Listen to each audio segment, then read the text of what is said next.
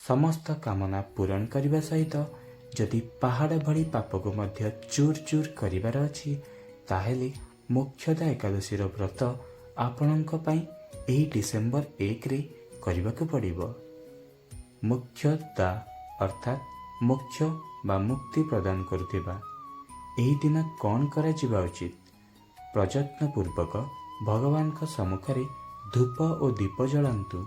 ତାପରେ ଫୁଲ, ତୁଳସୀ ମଞ୍ଜରୀ ଇତ୍ୟାଦିରେ ଭଗବାନ ଦାମୋଦରଙ୍କ ପୂଜା କରିବା ଉଚିତ ଏବଂ ଭଗବାନଙ୍କ ପ୍ରସନ୍ନତା ପାଇଁ ରାତିରେ ନାଚ, ଗୀତ ଏବଂ ସ୍ତୁତି ଦ୍ୱାରା ଜାଗରଣ କରିବା ଉଚିତ।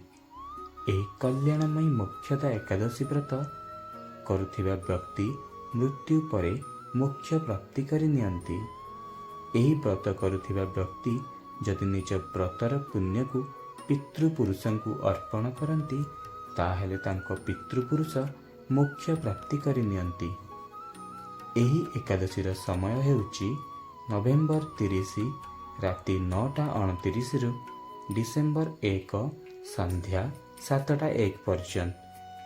ଏକାଦଶୀ ଦିନ ଚାଉଳ କିମ୍ବା ସେଥିରୁ ପ୍ରସ୍ତୁତ ଖାଦ୍ୟ ଖାଇବା ନିଷେଧ।